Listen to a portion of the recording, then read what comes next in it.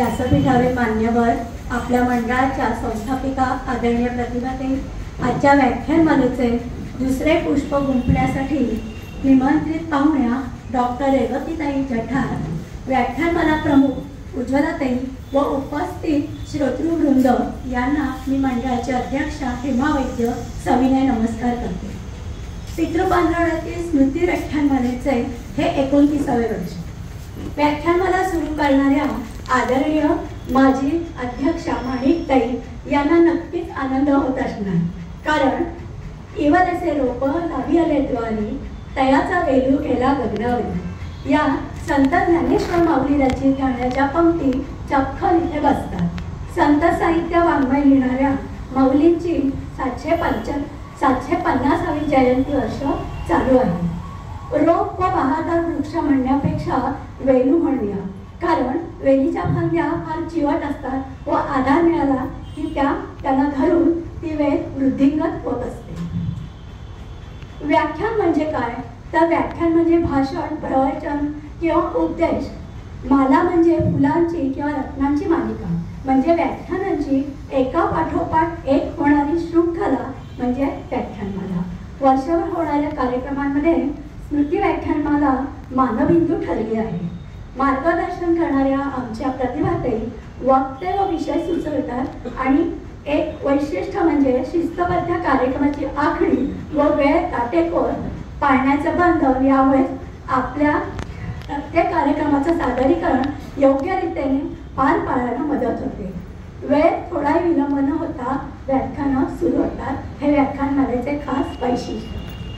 पूर्वी गणपती मंदिरात किंवा घरी कोणाच्या व्याख्यानमाला होत होती. आता हे ज्येष्ठ नागरिक सभागृह, बसण्यासाठी खुर्ची व वक्त्यांना हे व्यासपीठ आणि या व्यासपीठावर उत्तम वक्ते, उत्तम विषय ऐकण्याची आपल्या सर्व श्रोत्यांना लाभ होत आहे. गेल्या 28 वर्ष आणि हे आता 29वे वर्ष अनेक वक्ते समाजकारण, अर्थकारण, आध्यात्मिक, मनोरंजनात्मक, आरोग्य आजचा विषय आहे, सांस्कृतिक अशा विविध विषयांवर वक्त्यांनी आपले विचार व मते मांडली. या व्यासपीठावरून आपले प्रगत विचार त्यांनी मांडले. भरभरून प्रतिसाद श्रोत्यांकडून मिळत आहे. यावरून श्रोत्यांचे पण ज्ञान ग्रहण करण्याची इच्छा जोरदार आहे हे दिसून येते. अगदी करोना काळातही व्याख्यानमालेत खंड पडला नाही. ऑनलाईन व्याख्यानमाला आयोजित करण्यात आली होती. बऱ्याच श्रोत्यांनी फेसबुकवरून व्याख्यानमालेचा आनंद घेतला, कारण ऐकायला मिळणं, ज्ञान ग्रहण करणं यावरील श्रोत्यांचे व्याख्यानमालेवरील प्रेम व ज्ञान ग्रहण करण्याची जिज्ञासा आपल्याला दिसून येते. व्याख्यानमाला कधी सुरू होणार ही विचारणा होत असते. नक्कीच हे आपले श्रेयच आहे. आपल्या संस्थेला उत्स्फूर्तपणे आर्थिक मदत मिळत असते. अनेक दातृत्वांचे असल्यामुळे व्याख्यानमालेची कमान उंचावत आहे. सर्व कार्यकारिणींचा भक्कम पाठिंबा व प्रत्येक गट आपापली जबाबदारी चोख पार पाडत असल्यामुळे कार्यक्रमात सुसूत्रता येते. अशीच व्याख्यानमाला अविरत चालू राहू दे व श्रोत्यांचे भरभरून प्रतिसाद व प्रेम मिळू दे अशी सदिच्छा. धन्यवाद.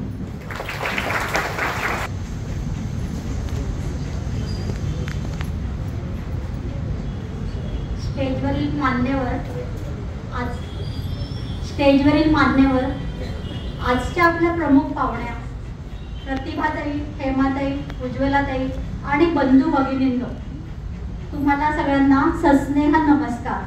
मी डॉक्टर रेवती जठार यांची थोडक्यात ओळख करून देत आहे. रेवती जठार ह्या अंबरनाथचे एक प्रमुख व्यक्तिमत्व आहे. त्यांचा जन्म आणि बालपण कोल्हापूरचं. त्यांच्यात नेतृत्व गुण शाळेच्या दिवसापासूनच होते. योगायोगाने रेवती म्हणून शाळेतील ओळखल्या जाणाऱ्या एका गटाच्या त्या प्रमुख होत्या आणि त्याच वर्षात तो सर्वोत्तम गट म्हणून घोषित करण्यात आला.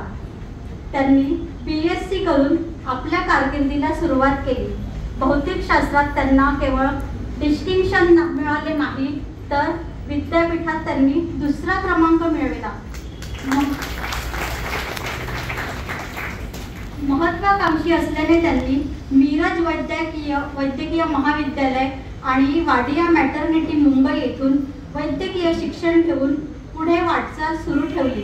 त्यांनी विविध स्पेशलायझेशन करून मान मिळविला.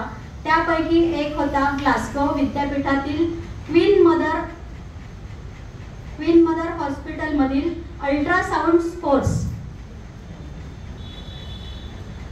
त्यांनी पीजीची पदवीही मिळवली आहे. सिम्बायोसिस युनिव्हर्सिटी पुणे येथून मेडिको लीगल सिस्टीममध्ये डिप्लोमा प्रथम श्रेणीसह मिळवला. त्यांना UK मधील अनेक रुग्णालयामध्ये काम करण्याचा अनुभव आहे. गेल्या 30 वर्षापासून त्या अंबरनाथ येथील सुश्रुत रुग्णालयात प्रसूतीशास्त्रज्ञ म्हणून यशस्वीपणे काम करत आहेत. त्यांचे सासरे डॉक्टर लक्ष्मण जठार आणि श्रीमती लीलाताई जठार यांनी सुरू केलेल्या सुश्रुत रुग्णालय त्या सांभाळत आहेत. त्यांनी अंबरनाथमध्ये प्रथमच प्रसूती सोनोग्राफी सुरू केली. तसेच कल्याण येथील डॉक्टर मस्कर यांच्या मदतीने लेप्रोस्कोपी शस्त्रक्रिया सुरू केली. अभ्यासाव्यतिरिक्त त्या एक अष्टपैलू व्यक्ती आहेत. त्या चांगल्या जलतरणपटू आहेत. त्यांना जिल्हा आणि विद्यापीठ स्तरावर जलतरणात सन्मानित करण्यात आले आहे. त्या व्हायोलिनवर भारतीय शास्त्रीय राग वाजवू शकतात. भरतकाम, वाचन आणि प्रवास ही त्यांची इतर आवड आहे.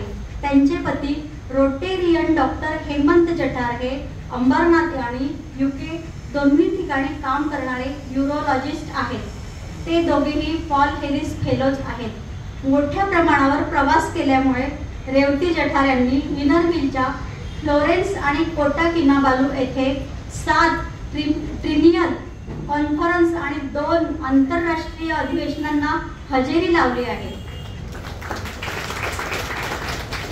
त्यांचे UK मध्ये अनेक इनरव्हिल स्नेही आहेत.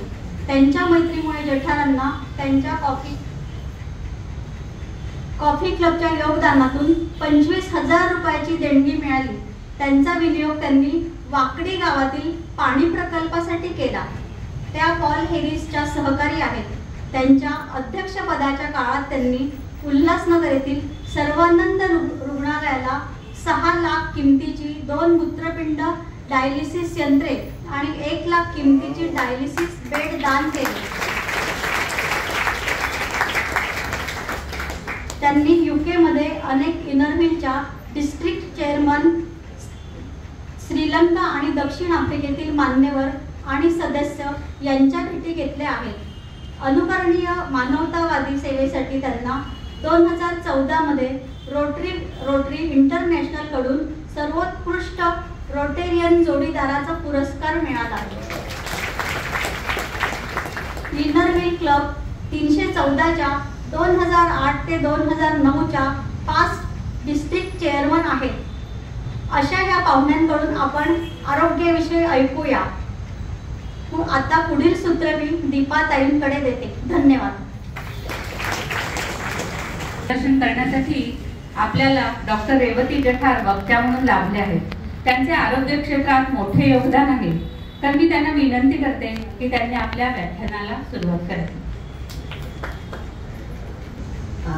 सर्वप्रथम स्वतंत्र भगिनी मंडळच्या संस्थापिका प्रतिमाताई, हे अध्यक्षा हेमा वैद्य आणि माझी मैत्रीण उज्ज्वला देवधर या सर्वांचे मी प्रथम आभार मानते की त्यांनी मला या इथे बोलवून माझा म्हणजे ॲक्च्युली सन्मानच केल्यासारखं आहे. पण सर्वप्रथम आय एम रिअली सॉरी.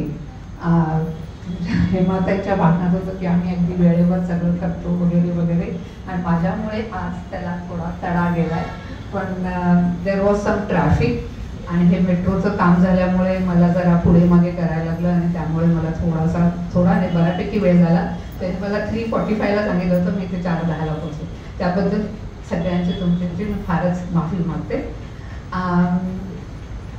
आरोग्यभान हा विषय दिला आहे माझ्यासाठी त्यांनी, पण हा विषय खूपच मोठा आहे म्हणजे, आणि त्याच्यासाठी मला वाटत नाही की माझी तेवढी योग्यता आहे मी काही बोलू शकेन. जसं तुमचं हे 29 वर्ष चालू झालंय व्याख्यानमाला आणि त्यातल्या उज्ज्वलाने मला काही काही नावं सांगितली की लोक आलेत आणि तुमची ही 5 लोकांची यादी पण मी बघितली. तर त्या सगळ्यात बघितलं तर मला असं वाटतं की I am not placed where I am should be, कारण आय एम नॉट दॅट म्हणजे तेवढी म्हणजे I don't think so I am able to do that much of. त्याने माझा बायोडेटा वाचला, पण मी नेहमीच सांगते की biodata is like a window shopping. विंडोजनं आपल्याला सगळ्याच गोष्टी छान दिसतात, आत गेल्यावर कळतं की नाही, that's not a very good thing. But thank you very much for this. मराठीतून बऱ्याच दिवसांनी मी माझा बायोडेटा ऐकला, so thank you very much. So आरोग्यपान मला असं वाटतं की खूप मोठा विषय आहे. उज्ज्वला मला म्हणाली की तासभर बोलायचं आहे, पण माझा असा अनुभव आहे की शाळेमध्ये किंवा कॉलेजेसमध्ये the lectures are only 35 minutes. कारण 35 मिनिट्स नंतर तुमचे इकडे तिकडे इकडे पेशन्स संपतो. So I think so what we can do, थोडंसं मी बोलेन, थोडे तुमच्याकडनं मला क्वेश्चन्स आले तर then we can do it at least for 1 hour. Otherwise मला एखाद्या वेळेस मी पटतमध्येच संपवू शकेन एखाद्या वेळेस. तर तुमचे काही क्वेश्चन असेल तर तुम्ही मनात तयार ठेवा, मी बोलत जाईन आणि मग थोड्या वेळाने तुम्ही हात वर करा आणि मी तुमचे क्वेश्चन माझ्या परीनं मला जमतील तेवढे मी डेफिनेटली सोडवायचा प्रयत्न करेन. म्हटल्याप्रमाणे आरोग्यवान खूप मोठे आहे, पण इथे सगळे जमलेले बघितलं तर जवळ ऑलमोस्ट सगळे सिनियर सिटीजन्स आहेत. सो आय विल जस्ट माझा जो विषय आहे तो फक्त सिनियर सिटीजन्स लोकांचा किंवा ज्येष्ठ नागरिक लोकांसाठी जे काही आपल्याला करायला पाहिजे किंवा आपण जे काही करू शकतो तेवढ्यासाठीच मी ठेवेन. थोडंसं माझं इकडे तिकडे कधीतरी होईल. आपल्या संस्कृतमध्ये म्हणतात की आरोग्यम परमम भाग्यम स्वास्थ्यम सर्वसाधनम. आरोग्य चांगलं असलं तर आपण सगळे आपल्या आयुष्यातले गोल करू शकतो. तुम्ही म्हणाल आता तर काय आमची 50शी उलटली, आम्ही सिनियर सिटीजन्स आहे काय, पण I think so friends, this is interval, picture तो अभी बहुत बाकी है. So don't stop it here. अजून पिक्चरचा क्लायमॅक्स व्हायचा आहे, सो त्यामुळे उत्सुकता आहे अजून पुढे करायचे. तर फर्स्ट अँड फॉरमोस्ट की 50 वर्षानंतर हे डोक्यातनं काढायचं की आता माझं संपलंय, आम्ही आता काय करणार वगैरे वगैरे, ह्या गोष्टी सगळ्या संपल्या. तर ते जर तुम्ही डोक्यातनं काढलं तरच तुमचं आरोग्य चांगलं आहे. So there are 2 topics, 2 different things. एक तर आरोग्य म्हणजे नॉन मेडिकल पार्ट आणि एक medical part. So we will go accordingly. So non medical पार्टमध्ये म्हणजे तुम्हाला सगळ्यांना माहिती आहे, ह्या गोष्टी सगळ्या माहिती असतात प्रत्येकाला, पण जसं आमच्या मेडिकल ह्याच्यामध्ये आमच्याकडे CME म्हणून असतं, कंटिन्युएशन ऑफ मेडिकल एज्युकेशन, सारखं, आणि ते आम्हाला अटेंड करायला लागतं. आम्हाला माहिती असतं पण ते सारखं तुम्ही अटेंड करत राहिलात की तुमच्या जरा डोक्यात जातं. So this is something like, तुम्हाला ह्या गोष्टी मी सांगते त्या गोष्टी बऱ्याचशा माहिती आहेत, पण परत परत सांगितल्या तर थोडंसं त्याच्यातून आपल्याला काहीतरी लक्षात येतं की अरे आपण हे चुकतोय किंवा आपण हे करत नाही. तर नॉन मेडिकल किंवा बाकीचं जर मेडिकल पार्ट नाही बघितला तर एकतर की 50 वर्षानंतर 2-3 गोष्टी. एक तर तुम्ही पहिल्यांदा आहार सांभाळायला पाहिजे, दिस इज मोस्ट इम्पॉर्टंट. तेलकट किंवा स्पायसी थिंग थोड्याशा कमी करायला लागतील. आहारामध्ये लक्ष ठेवून आहार, म्हणजे जास्त फळं पालेभाज्या. कारण काय होतं, स्पेशली बायकांना घरात उरलेलं आपण खातो, टाकून द्यायचं नसतं ना आपल्याला, आपण टाकून द्यायला आपल्याला आवडत नाही, आपल्याला ती सवय नाही, आपल्याला लहानपणापासून ते शिकवलंय. मग काही उरलं सुरलं की ते आपण खायला बघतो. सो आय थिंक थोडंसं आपण त्याच्यावर लक्ष ठेवायला पाहिजे. कारण कधीतरी असं होतं की आपण ओळीने 4-5 दिवस शिळच खात राहतो, राहिलंय फ्रीजमधलं आणि ते देखील फ्रीजमधलं असतात ते खा. तर ह्या गोष्टी थोड्या सांभाळायला पाहिजे. शिळं रोजच आपण नाही खायला. तुमच्या सुनांना मुलींना सांगा की नाही करू नका, कारण शिळं खाणं, आणि असं होतं ना की ते यंग आहेत, त्यांचं वाढती वय आहे म्हणून त्यांनी खाऊ नये, आपलं काय आता संपलंय आपण शिळं खाल्लं तर चालेल, ही गोष्ट आधी मनातनं काढू नका. शिळं अन्न रोज नाही काही खायला गरज नाही. दुसरी म्हणजे कुठलीही गोष्ट घरात आली की पहिली आपण म्हणतो त्यांना द्या, मुलांना द्या, नातवंडांना द्या, मग उरलं सुरलं काही असलं तर नाही. आपल्यासाठी स्वतःसाठी थोडंसं आपण स्वार्थीपणा करायला पाहिजे या वयात. कारण आता जर, पण शेवटी तुम्हालाच तुमच्या नातवंडांना बघायचंय, तुम्हाला तुमचं आयुष्य.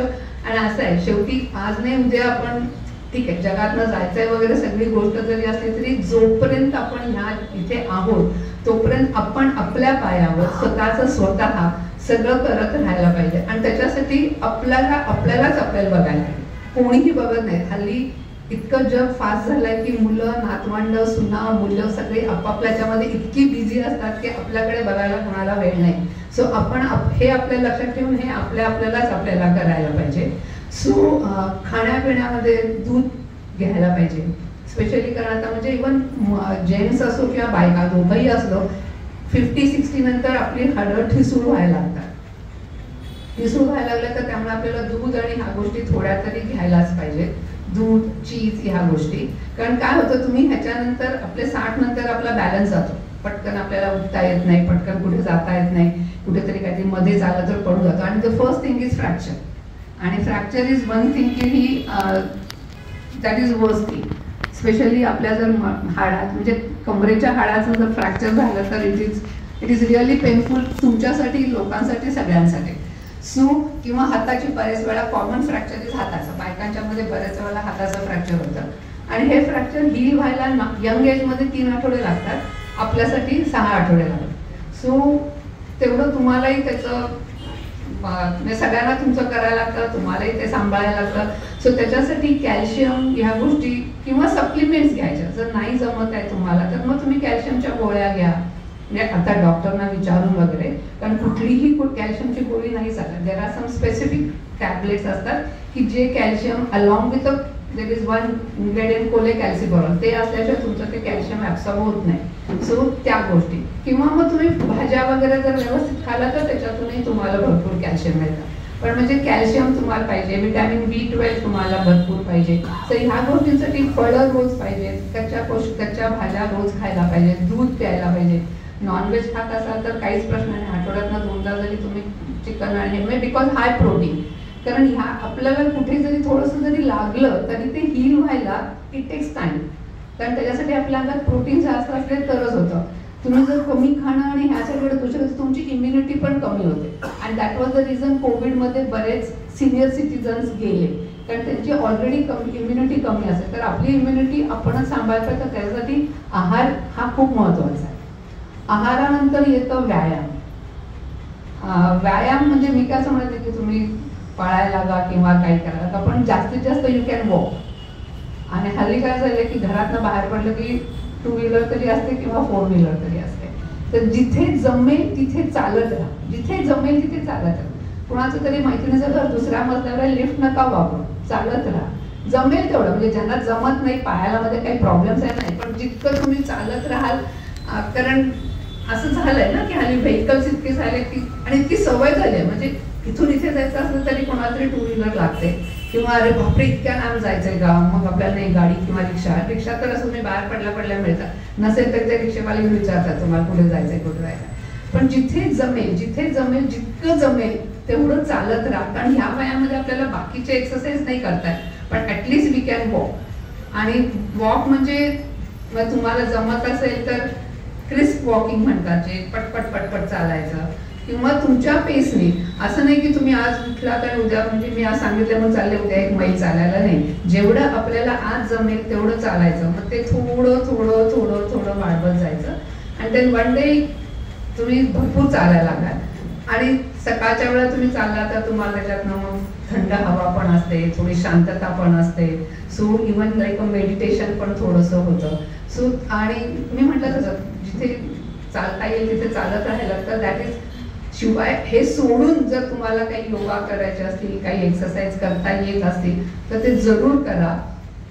दुसरी गोष्ट म्हणजे रोजच करायला पाहिजे असं नाहीये. आठवड्यातनं जरी 3 दिवस जरी तुम्ही केले तरी खूप आहे, तुमच्या सवयीनुसार किंवा काय. असं नाही की आज करतो रोजच एक्सरसाइज, पण इट शुड बी सातत्याने करायला पाहिजे. It has to be continuous. आता सणवार आहेत, बाकीच्या गोष्टी आहेत, ते मध्ये जरी सोडलं तरी जितकं जमेल तेवढं जर त्यात कंटिन्युएशन ठेवलं तरच सातत्याने होतं.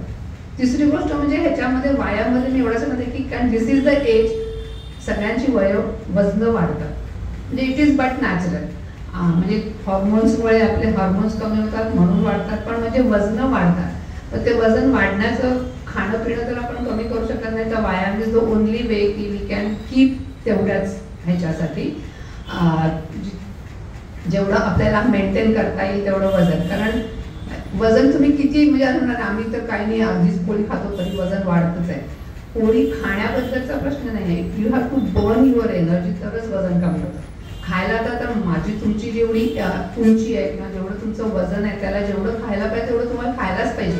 पण ते जर तुम्ही बर्न केलं तर मग तुमचं वजन वाढत नाही. So you have to burn your energy. त्याच्यासाठी तुम्ही जे काही तुम्हाला जमत असेल ते करू शकता.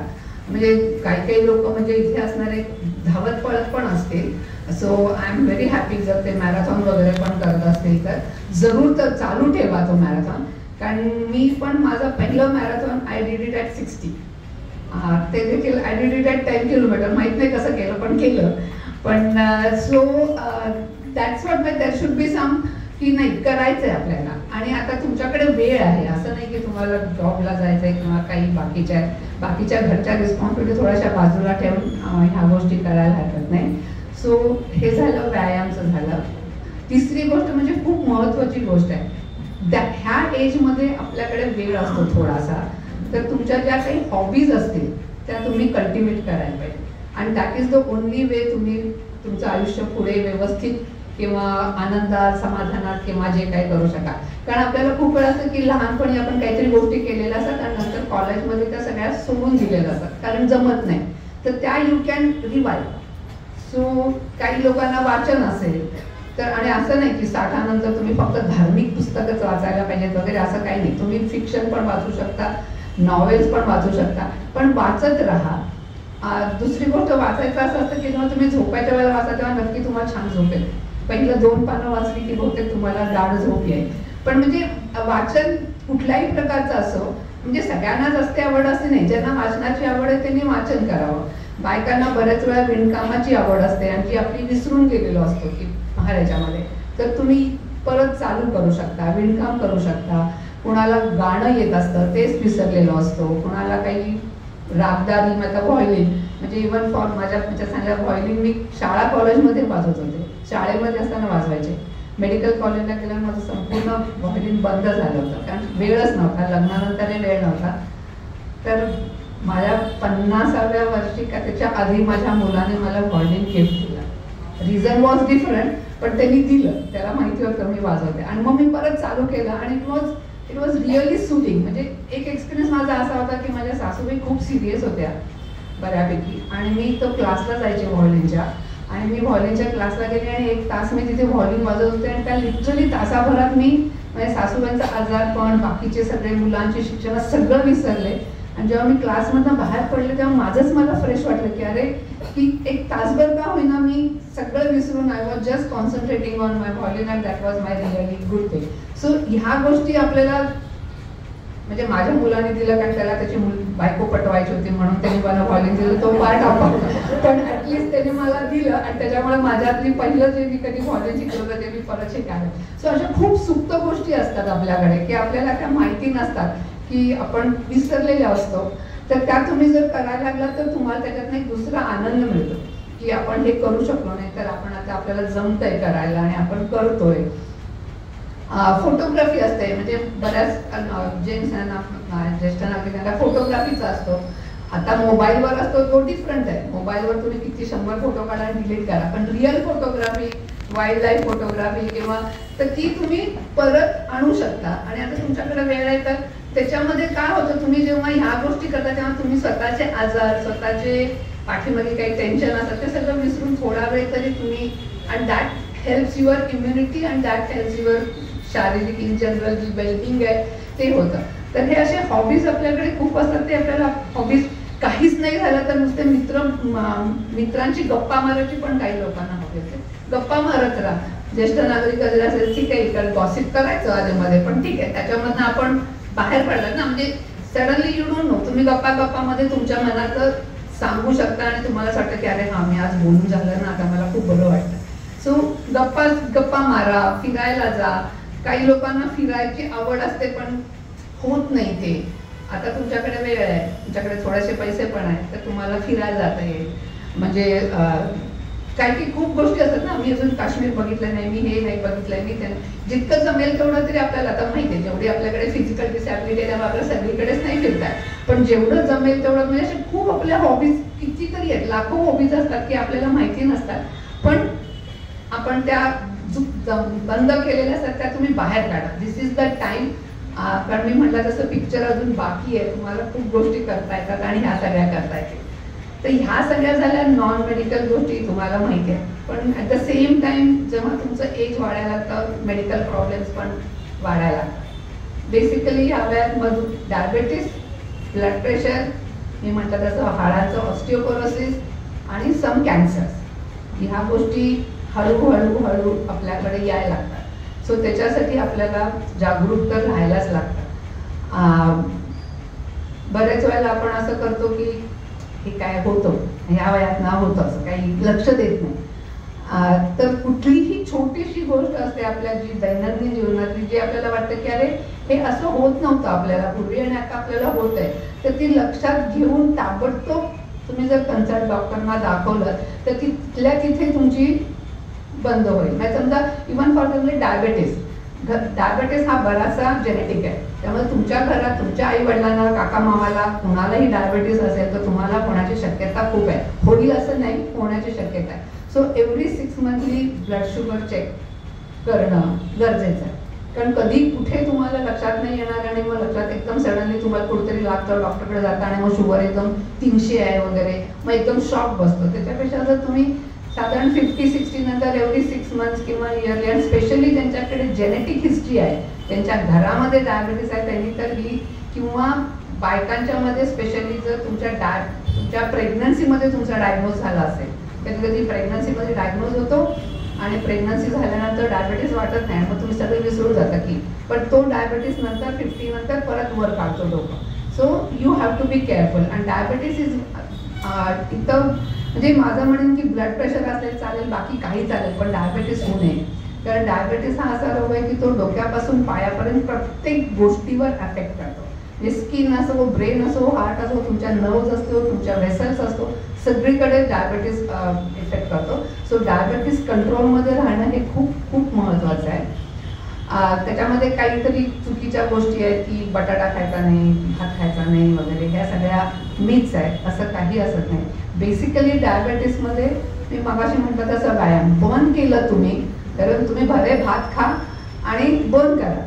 आता केरळामध्ये लोक भात खातात, मग त्यांना काय डायबिटीस होत नाही का? ते तर काय भात सोडून थोडेच येतात, ते भातावरच त्यांचं झालं आहे. सो भात, बटाटा, काहीतरी अशा गोष्टी या सगळ्या मिथ आहेत. बेसिकली डायबिटीसमध्ये तुम्ही जेवढं वजन तुमचं कमी कराल, जेवढं तुम्ही एक्सरसाइज करणार, तुमची शुगर ऑटोमॅटिकली कमी होईल आणि ती वेल कंट्रोल आहे. पण डायबिटीस हा खूप, आणि आपल्या आत्ताच्या ह्याच्यामध्ये भारत डायबिटीसमध्ये वर यायला लागला. त्याचे रिझन 2 आहेत. एक तर जेनेटिक आहे, आपल्याकडे डायबिटीस खूप आहे, पहिल्यांदा डायग्नोसच होत नव्हता, आता डायग्नोज व्हायला लागला. आणि दुसरं म्हणजे आपली लाईफस्टाईल. म्हणजे जसं मी म्हटलं तसं आपण आता इथून बाहेर पडलं गाडी पाहिजे, तिथून बाहेर पडलं तर तिकडे जायचं आहे, कुठे चालणं नाही, व्यायाम नाही, काय नाही, त्याच्यामुळे. आणि घरात बसून नुसता TV बघायचा किंवा मोबाईलवर गेम खेळायचे किंवा मोबाईलवर बघत राहायचं, फेसबुक बघत राहायचं. सो त्याच्यामुळे हे डायबिटीसचं प्रमाण वाढत चाललं आहे. आणि आय थिंक सो भारत पहिल्या क्रमांकाला पोचायची वेळ यायला लागली आहे, तर ती होऊ नये, तर त्यासाठी आपण खूप जागरूक राहायला पाहिजे. तर डायबिटीस इज एक 6 मंथली एव्हरीबडी किंवा 1 इयरली केलं तरी चालेल, पण चेकअप हा डायबिटीसचा दर खेपेला व्हायलाच करावा अशी माझी विनंती आहे तुम्हाला सगळ्यांना. दुसरं म्हणजे ब्लड प्रेशर. आता ब्लड प्रेशर तर डायग्नोज तर होत नाही, पण तसंच तुम्ही जर 6 मंथली चेकअप करत राहिला तर ब्लड प्रेशर तुम्हाला लक्षात येईल. किंवा जर तुम्हाला चालता चालता धाप लागायला लागली, म्हणजे जेवढं रोज तुम्ही इथून तिथे चालता काहीच होत नाही, पण आता तिथून तिथे चालताना तुम्हाला दम लागायला लागला, डोकं दुखायला लागलंय, कधीतरी चक्कर येते, अशा काही म्हणजे बेसिकली कुठलीही गोष्ट तुम्हाला अनयुज्युअल जर तुमच्या याच्यात झाली तर तुम्ही थोडंसं काळजी घ्यायला पाहिजे आणि लगेच डॉक्टरकडे जायला पाहिजे. आणि सगळ्यात महत्त्वाचं म्हणजे डॉक्टरने सांगितलेलं सगळं पाळायला पाहिजे, हे महत्त्वाचं आहे. आणि डॉक्टर चेंज करत राहू नका. स्पेशली मी सांगते तुम्हाला डायबिटीज, ब्लड प्रेशर या गोष्टींसाठी तुम्ही डॉक्टर म्हणजे तुम्ही ज्यांच्यावर विश्वास आहे त्यांचे जा, असं नाही की ह्याचकडे जा. ज्या डॉक्टरकडे जा त्याच्याकडे जा, कारण एकदा त्या डॉक्टरला तुमची जर कंडिशन माहिती झाली तर त्याला बरोबर कळतं की कुठे काय चुकतंय. काय होतं, तुम्ही इथे जाता, काही नाही, इथे काय बरोबर होत नाही, तो डॉक्टर काय बोलत नाही, दुसरा डॉक्टरकडनं तिसरा डॉक्टर, परत त्याच तपासण्या त्याच्यापेक्षा एकाच डॉक्टरकडे गेलं तर त्याला कळतं की तुमचं आजचं ब्लड प्रेशर एवढं आहे, मी गोळ्या देऊन पण होत नाही. So we have to change the dose, we have to change the drug, we have to do something else, किंवा अजून काही इन्व्हेस्टिगेशन करायची. सो कुठल्याही ज्या डॉक्टरवर तुम्ही विश्वास ठेवाल त्याच्यासाठी तुम्ही बहुतेक सगळ्यांना आपापले असतातच डॉक्टर, पण त्याचाच ठेवा आणि त्याच्या स्पेशली इव्हन म्हणजे ब्लड प्रेशर आणि इव्हन फॉर द डायबेटीस. कारण कधीही तुम्हाला जर उद्या काही सर्जिकल सर्जरी लागली तर diabetes is the first thing. तुम्हाला डॉक्टर म्हणतील तुम्ही डायबेटीसकडे जा, डायबेटीस कंट्रोल करा आणि मगच आपल्याला सर्जरी करताय. सो त्यामुळे डायबेटीस आणि मी म्हटलं तसं ते एकदा. आणि दुसरी गोष्ट डायबेटीस झाला की झाला, असं नाही की डायबेटीस आता होता नाही आता तर माझी शुगर नॉर्मल आहे, असं कधी होत नाही. तुम्ही व्यवस्थित राहता मग तुमची शुगर कमी होते एवढंच, पण डायबेटीस एकदा झाला की तो झाला. ब्लड प्रेशर झालं की ते झालंच. स्पेशली ह्या वयामध्ये एकदा ब्लड प्रेशर झालं की कायम झालंच. कमी जास्त होईल, गोळ्या कमी जास्त करायला लागतील, पण त्या घ्याव्याच लागतील. सो डायबेटीस आणि ब्लड प्रेशर. आणि मी ऑस्टिओपोरोसिस तर तुम्हाला सांगितलंच की ते तर हाडाचं आहे, त्याच्यासाठी काही करायला लागत नाही. पण आजकाल बोन डेन्सिटी म्हणून ते येतं मशीन, तर त्याच्यामध्ये बऱ्याच ठिकाणी कॅम्प्स असतात त्याचे, तर तिथे जर गेला तर तुम्हाला कळतं की तुमची हाडं किती ठिसूळ झाली आहे. आणि मग तिथे ऑस्टिओपोरोसिस, ऑस्टोपेनिया, सिव्हिअर ऑस्टोपेनिया म्हणजे असे बरेच लेवल्स ग्रेड्स असतात. पण तसं काय झालं तर मग ऑर्थोपेडिक डॉक्टरला जाऊन सांभाळलं. कारण एकदा तुम्हाला जर ऑस्टिओपोरोसिस झालं तर तुम्हाला कधीही असं नाही नुसतं हात ठेवला तरी एखाद्या हाड मोडण्याची शक्यता आहे. So you have to be careful about. म्हणजे हे 2-3 तरी. आणि संधिवात. आता संधिवात इज द अनदर थिंग. त्याच्यासाठीच पण जर तुम्ही ऍक्टिव्ह राहिलात, काम करत राहिलात, फिरत राहिलात, हाताचे मुवमेंट्स, पायाचे मुवमेंट्स करत राहिला तर तो जरा डिले होईल. तितकंच होणार नाही असं नाही. ह्या सगळ्या गोष्टी होणार नाहीत असं होत नाही, पण जितके आपल्याला लांबवता येतील आणि जितके आपल्याला कंट्रोलमध्ये ठेवता येतील तेवढं आपल्याला फायद्याचं आहे. सो संधिवात एक आहे. संधिवाताचं पण असंच आहे. बेसिकली एकदा ते सुरू झालं ना की मग तुम्ही तुमचे मुवमेंट्स कमी करता. आणि मग एकदा ते मुवमेंट्स म्हणजे it is like a misuse atrophy सारखं होतं. तुम्ही मुवमेंट्स होतच नाही, मग ते हात तसेच राहतात. किंवा पायाची बोटं पण स्पेशली हाताला होतात आणि मग छोट्या छोट्या मुवमेंट्स करता येत नाही. तर तुम्ही हाताच्या पण म्हणजे बेसिकली छोटे छोटे एक्सरसाइजेस जर तुम्ही कंटिन्युअसली करत राहिला, म्हणजे इव्हन बायकांना किंवा यांना विणकाम करत राहिला तर तुमचे ऑटोमॅटिकली सगळेच मुवमेंट्स तुमचे व्यवस्थित होतात. फोटोग्राफी म्हणजे कुठल्या ह्याच्यामध्ये आपल्याला हात तर लागतोच. त्यामुळे कुठली पेंटिंग, कुणाला पेंटिंगची आवड असेल तर पेंटिंग करत राहिलं तर तुमच्या ऑटोमॅटिकली हे सगळे डिसीजेस थोडेसे लांब जातील. होतील किंवा नाही माहिती नाही, पण झाले तर लगेच त्याच्याबरोबर औषधं घ्यायला लागतील. आणि the last one is cancer. पण कॅन्सरच्या आधी आय कॅन से की there is something like menopause. 50, 45, 55 कधी पण 45 नंतर 40 नंतर कधीही होऊ शकतो. मेनोपॉज फक्त बायकांनाच होतो असं नाही, मेनोपॉज पुरुषांनाही होतो. So it is something like in lighter note I can say पुरुषांना जो मेनोपॉज होतो त्यांना it is like a indication की men now take a pause. आणि बायकांना सांगायचं तर menses they take a pause. So it is like a menopause. So मेनोपॉजमध्ये ट्रीटमेंट ॲज सच नसते, पण चेंजेस होतात आणि ते आपल्याला नकळत आपल्याला होत राहतात. आणि त्याचा आपल्याला त्रास होत नाही पण लोकांना होतो. म्हणजे समथिंग लाईक मूड चेंजेस होतात, इरिटेबिलिटी वाढते. जरा जरी कोणी आपल्याला काही म्हटलं की आपला पारा एकदम असा एकदम ठणकन वर जातो. छोट्या छोट्या गोष्टींसाठी मला हे हवंय नको म्हटलं की चाललं आपल्याला. म्हणजे आपण लहान असताना जसं व्हायचं तसं एक्झॅक्टली तेच वय आपलं परत येतं. पण हे फक्त ते सांगते, हे फक्त पुरुषांना बायकांनाच होतं असं नाही. युजली सगळ्यांना मेनोपॉज म्हणजे बायकांनाच होतो असं नाही, पुरुषांना पण मेनोपॉजचे त्रास होतात. त्यांनाही त्यांचे मूड चेंजेस होतात, त्यांची इरिटेबिलिटी असते, त्यांची इतकी बाहेर येत नाही. का येत नाही माहीत नाही मला, पण बायकांची खूप येते. माझ्याकडे फार येत नाही. पण म्हणजे definitely there is a menopause in men also. Treatment wise परत तेच, you have to change your lifestyle. नवरा बायकोने एकमेकांना समजून घ्यायचं, भांडणं विसरायची किंवा काही बोललं तरी लक्ष नाही द्यायचं. That is the only thing. आणि कलाने घ्यायचं थोडंसं की तिला नाही आवडत किंवा त्यांना नाही आवडत. म्हणजे तुम्हाला असं वाटेल की आता पुरुषांना असं वाटेल की हिला मेनोपॉज आला म्हणून ही किटकिट करते, पण तसं नाही, त्यांनाही तसं होत असेल. सो दोघांनी सांभाळून एकमेकांशी घेतलं तर कधी कधी ह्याचे सिम्पटम्स खूप सिव्हिअर होतात.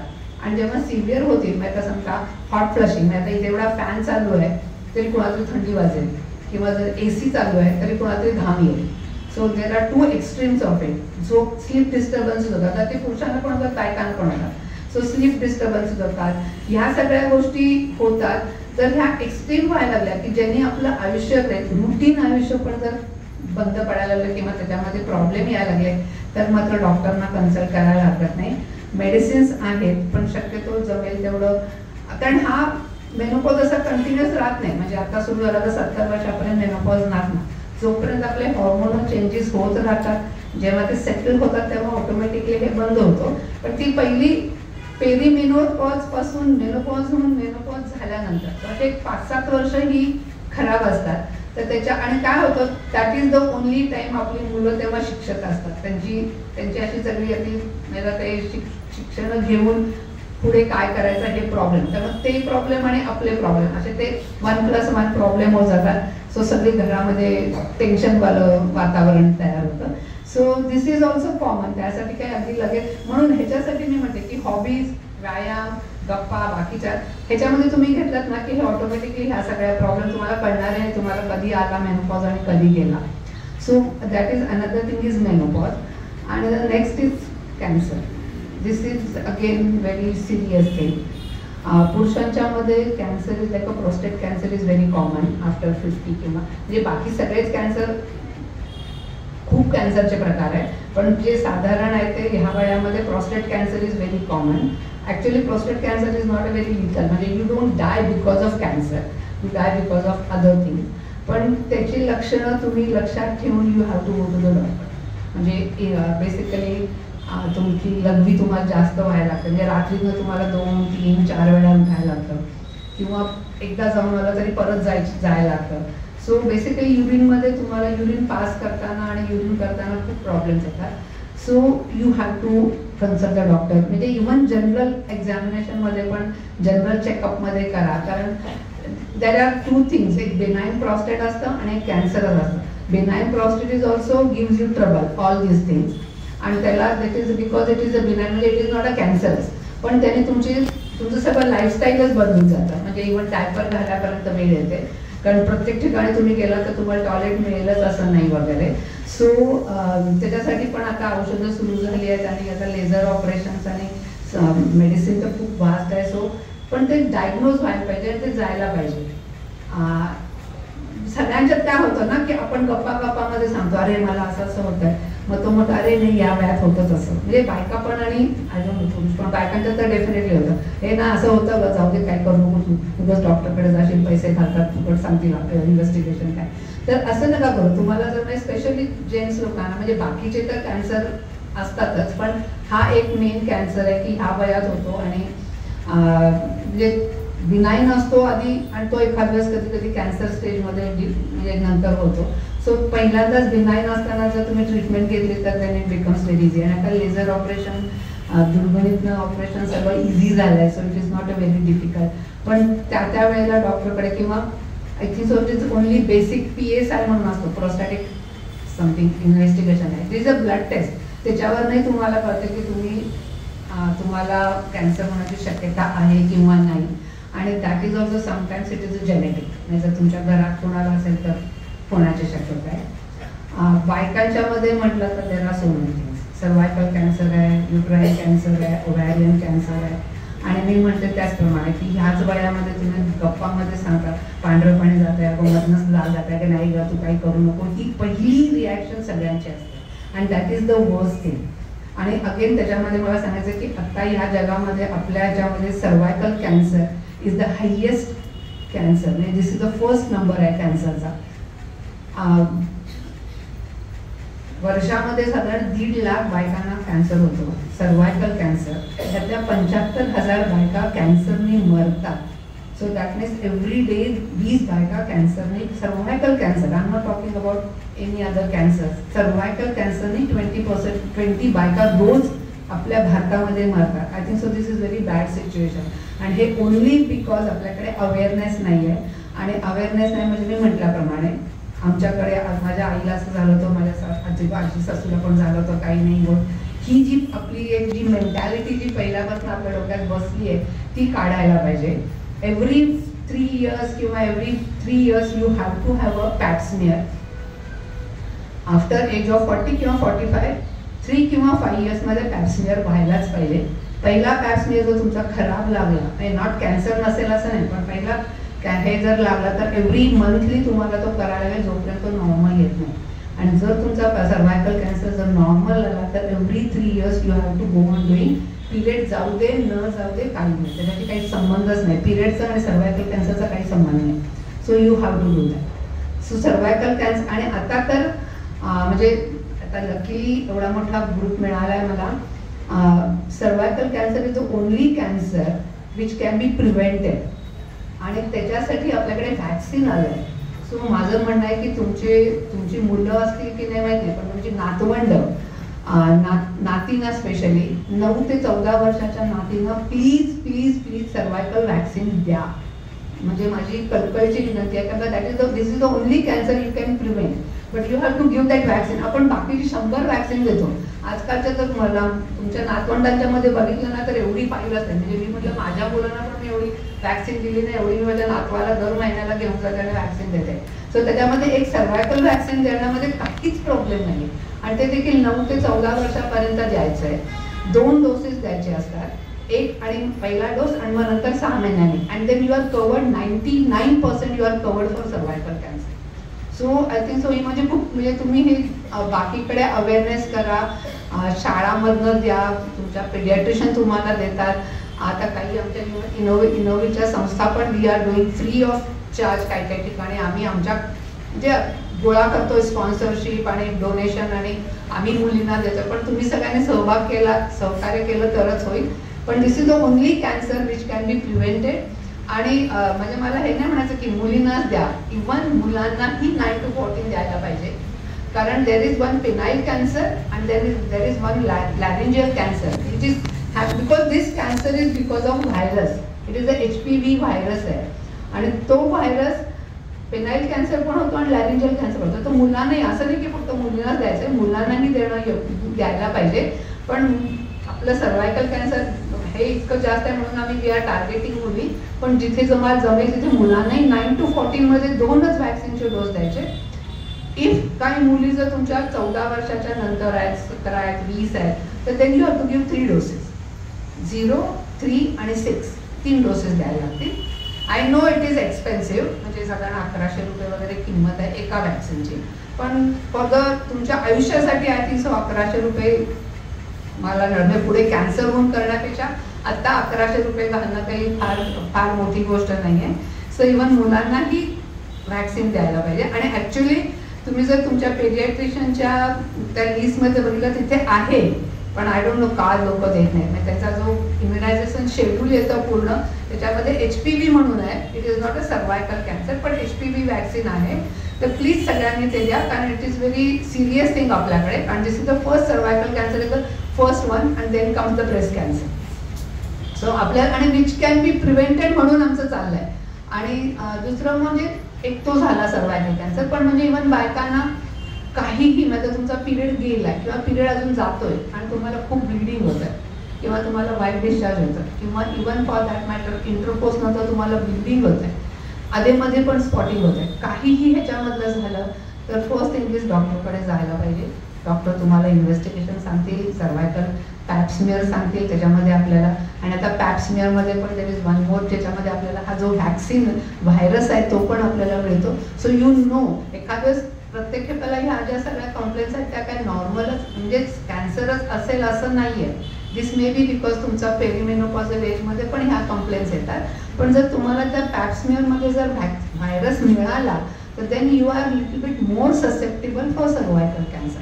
So you have to be careful. So 40 नंतर तुम्ही तुमच्या सुनांना तुमच्या मुलींना प्लीज सांगत जा की cervical pap smear is a must. Must मी म्हणते पण आय कांट से मस्ट, पण we have to do it. So that is one thing. दुसरं म्हणजे सर्वायकल कॅन्सर तर आहेच, पण then there are so many other cancer specially बायकांना ह्या वयात होतात ते एंडोमेट्रियल कॅन्सर आणि ओव्हॅरियन कॅन्सर. एंडोमेट्रियल कॅन्सर म्हणजे गर्भाशयाच्या पिशवीचा कॅन्सर. तुम्हाला एकदा समजा 8-9 महिने वर्ष झालं पिरियड्स आले नाही तरच तुम्ही म्हणू शकता की तुमची पाळी गेली. तोपर्यंत वर्षभर तरी असं व्हायला पाहिजे की एकही त्या ब्लिडिंग एकदाही नाही झालं तरच होईल. त्याच्यानंतर कधीही ब्लिडिंग झालं तर फर्स्ट थिंग इज डॉक्टरकडे जायचं. कारण पोस्ट मेनोपॉज एकदा आल्यानंतर परत ब्लिडिंग जाणं हे परत तेच कॅन्सर असेल असं नाही, पण there are so many other things, काहीतरी गाठी असतात, पॉलिप्स असतात, त्याला खूप गोष्टी असतात. तर त्याच्यासाठी डॉक्टरकडे जाणं मत आहे. पण वर्षभर तुम्हाला ब्लिडिंग नाही झालं आणि तुम्ही म्हणाल की माझा पिरियड गेला आणि परत ब्लिडिंग चालू झालं, तर that is a like a sine की काहीतरी कुठेतरी गडबड आहे, डॉक्टरकडे जायला पाहिजे. So that is like a interview. मग डॉक्टर सांगतील, मग त्यापुढे ट्रीटमेंट आहे वगैरे त्या सगळ्या गोष्टी. पण मुख्यच डॉक्टरकडे जाणं महत्त्वाचं आहे. कोणाला तरी म्हटलं अगं नाही मला पण असं झालं होतं, काही नाही झालं, नंतर थांबतं ते 2 महिने, तू काही जाऊ नको. मग काय म्हणतात की जाऊ नको, अजून 2 महिने बघ. कारण कॅन्सर ही गोष्ट अशी आहे ना की पटपट वाढते. आत्ता आहे म्हटलं तर ती 2 महिने तुम्ही घालवलं तर तोपर्यंत तुम्ही त्याच्यातनं एखादं पहिली जी स्टेज आहे त्याच्यामधनं म्हणजे एक स्टेज असते की जी ते फक्त त्याच ठिकाणी कॅन्सर असतो, 2 महिन्यामध्ये तो एकदम 3rd स्टेजला जातो. मग तिथे तुम्ही नॉन ऑपरेबल होता, मग तुम्हाला रेडिओथेरपी, किमोथेरपी, म्हणजे मग सगळ्या त्या कॉम्प्लिकेशन्स वाढत जातात. सो पहिली लक्षात काय होईल, एक कन्सल्टेशन डॉक्टरकडे जायला लागेल, एक डॉक्टरकडे इन्व्हेस्टिगेशन होतील. एकदा त्यांनी सांगितलं की नाही काही काळजी करू नका, तुम्हाला काही होणार नाही, बस ॲटलिस्ट तुमची जबाबदारी तुमच्याकडनं तरी संपली. मग ती डॉक्टरची जबाबदारी होती की काय करायचं. सो तुमची जबाबदारी सांगते. ओनली थिंग की ovarian cancer is the only thing की डायग्नोसिसला खूप वेळ लागतो आणि त्याच्यामध्ये मी म्हणू शकत नाही की तुमची चुकी आहे किंवा काय. कारण ती म्हणजे अशी कधीतरी ॲक्सिडेंटली किंवा तुम्ही कधी पोटात दुखतं वगैरे म्हणून जाता, सोनोग्राफी करतात आणि मग त्याच्यात डायग्नोज होतो, किंवा काहीतरी दुसऱ्याच गोष्टी, म्हणजे बऱ्याच वेळा तो स्प्रेड झाल्यावर होतो. कारण त्याचं असं काही बाहेरून तुम्हाला साईन सिम्पटम्स काही बऱ्याच वेळेला दिसत नाही. सो ओनली थिंग की वन्स अ इयर सोनोग्राफी करत राहणार आहे ओनली थिंग. पण तसंही बघितलं तर ovarian cancer is not that पटकन, म्हणजे इतकी त्याची इन्सिडन्स इज नॉट दॅट हाय जितका इन्सिडन्स सर्वायकल कॅन्सर आणि एंडोमेट्रियल कॅन्सरचा आहे. सो बेसिकली औषधं आणि डॉक्टरकडे जाणं आणि आपलं आरोग्य आपण सांभाळणं हे महत्त्वाचं आहे. तर मला असं वाटतं आता मला क्वेश्चन्स पाहिजे आणि काही तुमच्या मनात असतील तर. मॅडम आजकाल नवीन लाईफस्टाईलमध्ये इंटरमिटंट फास्टिंगबद्दल खूप बोलल्या जातं, तर त्याच्याबद्दल तुम्ही काही सांगू शकाल? इंटरमिटंट फास्टिंग म्हणजे त्याला 2-3 थिंग्स. एखादी दीक्षित डाएट आहे, सकाळी 6 नंतर संध्याकाळी 6. मला असं वाटतं की आपली जी फिजिओलॉजी आहे, आपली जी शरीराची, म्हणजे आम्हाला त्यांनी फिजिओलॉजी शिकवली की गॅस्ट्रिक कंटेंट एकदा तुम्ही आता खाल्लं की 3 तासांनी गॅस्ट्रिक कंटेंट रिकाम होतं, त्यामुळे पुढे जातं, मग त्याच्यामध्ये गॅस्ट्रिक ॲसिड वाढायला लागतं. सो आपली जी पहिल्यापासूनची जी पद्धत आहे की सकाळी थोडासा नाश्ता, मग दुपारचं जेवण, मग संध्याकाळी काय आणि रात्रीचं जेवण, आय थिंक सो जी आपली भारतीय जी पहिल्यापासूनची पद्धत आहे दॅट इज द बेस्ट. मला वाटतं हे इंटरमिटंट फास्टिंग, दीक्षित डाएट, हे डाएट, मेडिटेरियन डाएट वगैरे हे सगळे आताच्या नवीन लोकांना काहीतरी फॅड पाहिजे, नवीन काहीतरी पाहिजे. बघितलं तर आता मेडिटेरियन डाएट पण तुम्ही बघा, शेवटी तेच आहे. म्हणजे खायचं काय तर चवळी आणि उसळी आणि हे मूग आणि भिजवलेलेच खायचे. पण आपण जर आपल्या म्हणजे मला नेहमी असं वाटतं की बेसिकली काय ना, आपले जी भारतीय संस्कृती आहे किंवा भारताचे आपण जे भारतीय आपले जे स्ट्रक्चर आहे किंवा आपले जे क्रोमोझोमल स्टडीज आहे त्याच्यासाठी आपलं जे फूड आहे ना तेच योग्य. इफ यू गो, तुम्ही वेस्टर्न फूडला तुम्ही गेलात की तुम्ही, कारण तुमच्या जीन्समध्ये ते नाहीच आहे, तुमचे जीन्स तेवढे ते करूच शकत नाही. कारण म्हणूनच आता आपल्याकडे इतके कॅन्सर होणं आणि आपल्याकडे सगळे स्पायसेस जे आपण खातो, म्हणजे आता हळद आहे, जिरं आहे, मोहरी आहे, this are all antiseptic, anti carcinogenic वगैरे आहे. पण आपण काय करायला लागलो, आपल्याला चीज पाहिजे, पिझ्झा पाहिजे, पास्ता पाहिजे, बर्गर पाहिजे, या गोष्टी पाहिजेत which are not for us. म्हणजे कधीतरी खायला हरकत नाही, कारण नॅचरली जेवढी आपण ह्युमन बिंग आहोत आपल्याला निरनिराळ्या गोष्टी, पण हल्लीची जी पिढी आहे ती रोजच खायला लागले, दॅट इज नॉट करेक्ट. कारण युरोपमध्ये जर तुम्ही बघितलं तर तिथे इंटेस्टाइनचा cancer is very high because they eat only non vegetarian food which is not and they don't have spices. म्हणजे त्यांच्याकडचं जे चिकन आणि हे आपल्याकडे कोणी खाऊ शकणार नाही, म्हणजे तिथे काही नसतंच, ते नुसतं बॉईल केलं आणि मग सॉस देऊन असतं. सो त्यांच्याकडे इंटेस्टाइनल किंवा पूर्ण इंटेस्टाइनचा कॅन्सर इज व्हेरी हाय. जसं आम्ही म्हणते आपल्याकडे सर्वायकल कॅन्सर जास्त आहे किंवा इव्हन टोबॅको वगैरे घेऊन आपल्याकडे माउथ अल्सर्स आणि ह्याचा जास्त आहे, तेवढा कॅन्सर तिकडे जास्त आहे. आणि त्याच्यामुळे त्यांच्या त्या फूड हॅबिटमुळे त्यांचे ते कॅन्सर आहे. आपल्याकडे त्या मानाने हे कॅन्सर्स खूप कमी आहे. तर intermittent fasting I am not very comfortable. पण त्याचबरोबर एक्सेस फूड पण नाही.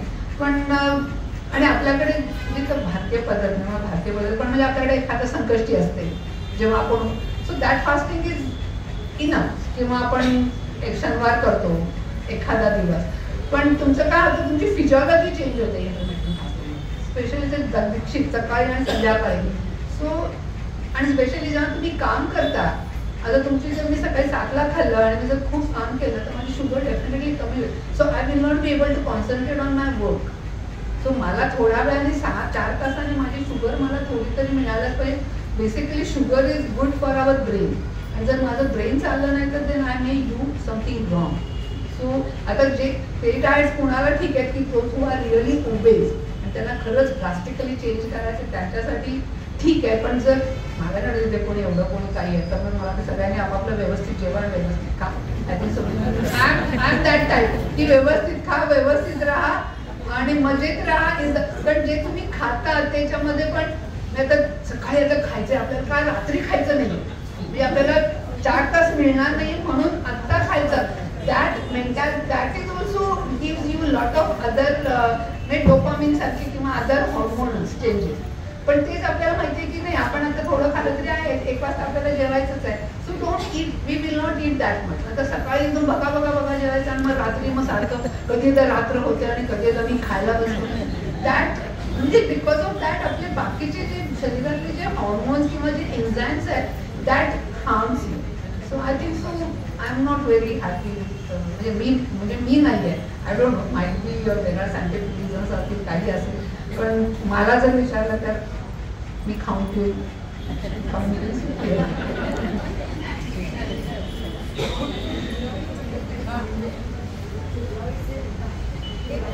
काय होतं फायब्रॉइड?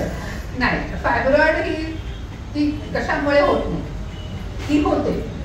सो देर आर म्हणजे असं काही हे खाल्लं किंवा असं काही केलं तर असं होत नाही.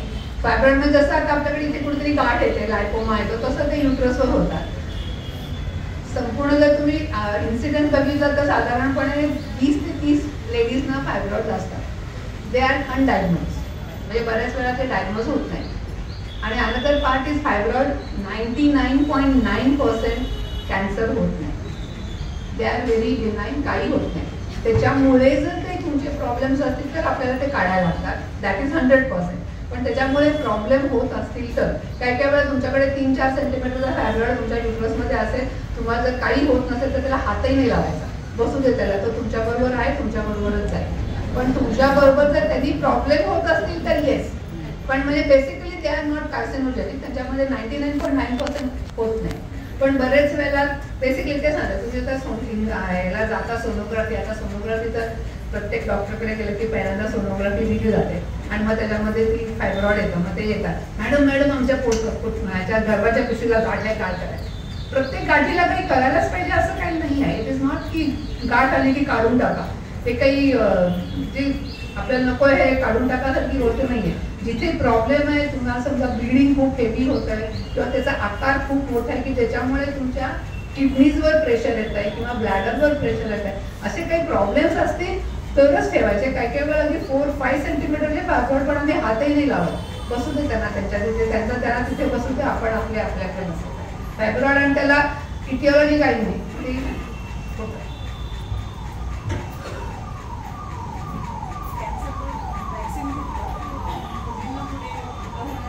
घेतला तर काय होईल का तुम्हाला सांगा? कोविडची पण तुम्ही व्हॅक्सिन घेतली सगळ्यांनी.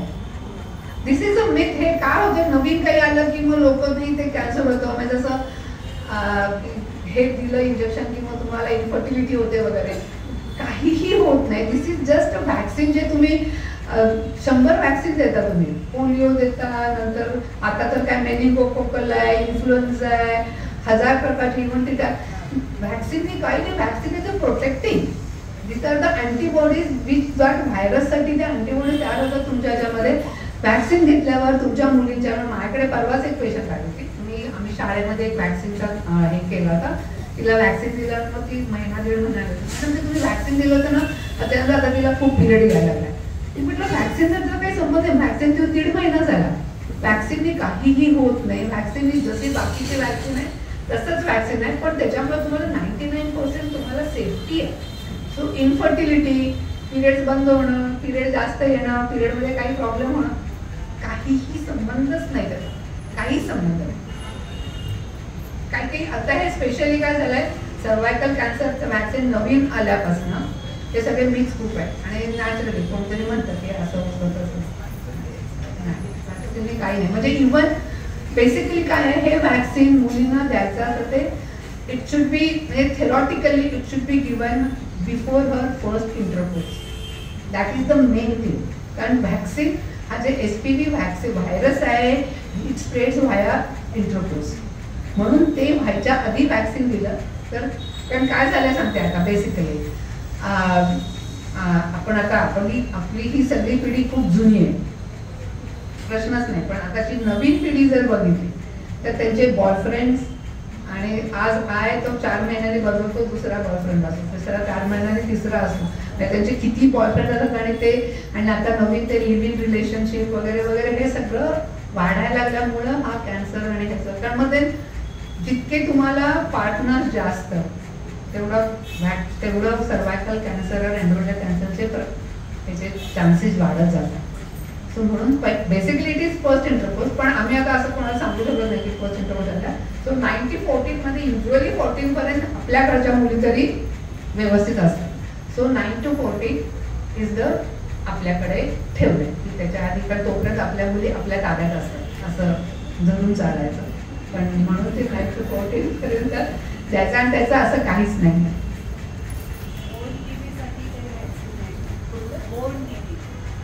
TB साठी जे आपण पहिल्यांदा बोर्न TB साठी व्हॅक्सिन असं नाही, it has to be treated. ट्युबरक्युलोसिसचा आपण पहिल्यांदा घेतो, BCG घेतो, पण तरी देखील तुमची इम्युनिटी कमी असेल आणि स्पेशली तुमची म्हणजे कुठूनही तो होऊ शकतो, ब्लडमधनं, एअर पॉल्युशनमधनं, कशातनं. पण जर झाला तर treatment is the only thing की ट्युबरक्युलोसिसची treatment is not just 1 day or 2 days. It has to be 9 months किंवा 1.5 years. नाही. आता हे बघा, प्रश्न असा आहे की TB मुळे जर त्या बोनला काही प्रॉब्लेम झाला असेल, समजा फ्रॅक्चर झालाय किंवा काय झालं, तर मग that is a different issue. पण जर नुसतंच तुम्हाला TB डायग्नोज झालाय, जो बोनमध्ये तो ट्युबर तो औषधानेच बरा होतो. स्प्रेड तर होतोच. TB जर एअर पोल्युशन आहे एक तर प्रिकॉशन म्हणजे काही नाही. जेव्हा बेसिकली जेव्हा तो पहिला इन्फेक्टिव्ह पार्ट असतो तेव्हाच ते स्प्रेड होतं. एकदा तुम्ही पहिले 2 आणि 3 महिने औषधं घेतली की मग तो स्प्रेड होत नाही, पण औषधं घ्यायला नव्हती ना. TBचं पहिली 1945 नाही, मी सांगते तुम्ही म्हणताय ते बरोबर. पल्मनरी ट्युबरक्युलोसिस युजली कॉमन असतो, पल्मनरी लंग्स मधला ट्युबरक्युलोसिस. 1945च्या आधी जेव्हा आपल्याला TBची औषधं नव्हती, म्हणजे even for that matter Kamala Nehru died of tuberculosis, तेव्हा नव्हती. पेनिसिलिन आणि ह्या सगळे इंजेक्शन्स नंतर आले, तर तेव्हा लंग्स काढायचे किंवा लंग मधला पार्ट काढायचे जिथे TB पसरलाय. So at that time it was a treatment. हल्ली नाही, पाय झाला तरी गोळ्या कशाच घ्यायच्या, ते तिथपर्यंत पोहोचणार नाही. तेव्हा लागायचं, आता नाही लागत. आता आपण खूप, आणि बेसिकली आता TB खूप कमी पण झाला. बेसिकली बोन TB वगैरे तर खूप कमी झालाय. आता TB आहे तो फक्त काय स्लम एरियामध्ये वगैरे ह्याच ह्याच्यामध्ये, पण तिथेही आता BCG व्हॅक्सिन आणि हे सगळं झाल्यामुळे कमी झालाय. पण ती तुम्ही म्हणता की पूर्वीच्या काळामध्ये औषधं नव्हती ना, आणि मग त्याचा तुमचं ट्युबरक्युलोसिसने समजा तो तुमचा पायाचा जो पूर्ण डिस्ट्रॉय झालं बोन, तर मग there is no other way. पण म्हटलं पूर्वी लंग्समध्ये पण मला माहिती आहे, लंगमध्ये लंगचा पोर्शन काढायला लागायचा TB झालेल्यांचा, आणि दॅट वॉज कॉमन. पण तेव्हा ड्रग्ज नव्हते. पण एकच आहे TBचं, you have to take a treatment at least 9 months किंवा 1.5 वर्ष depending on the type of tuberculosis.